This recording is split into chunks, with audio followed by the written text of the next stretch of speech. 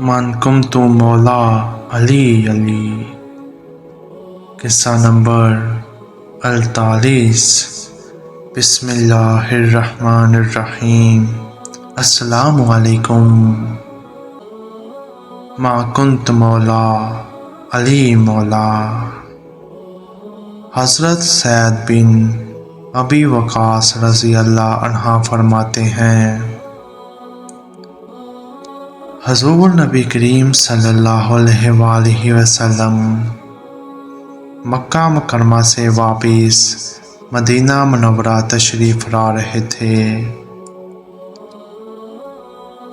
آپ صلی اللہ علیہ وآلہ وسلم نے غدیر خم کے مقام پر اپنے تمام صحابہ کرام رضی اللہ عنہم کو جمع کیا اور فرمایا، تمہارا ولی کون ہے؟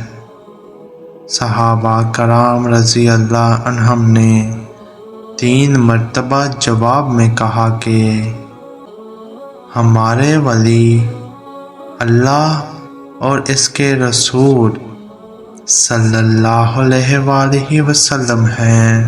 حضور نبی کریم صلی اللہ علیہ وآلہ وسلم نے فرمایا کہ جس کا ولی اللہ اور اس کا رسول ہے، اس کا ولی علی رضی اللہ عنہ بھی ہے۔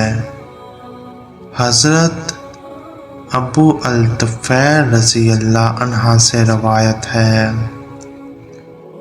حضرت سیدنا علی المرتضیٰ رضی اللہ عنہ نے لوگوں کو جمع کیا اور ان سے پوچھا کہ تمہیں یاد ہے کہ حضور نبی کریم صلی اللہ علیہ وآلہ وسلم نے غدیر خم والے دن اللہ اور اس کے رسول صلی اللہ علیہ وآلہ وسلم نے میرے بارے میں کیا فرمایا تھا؟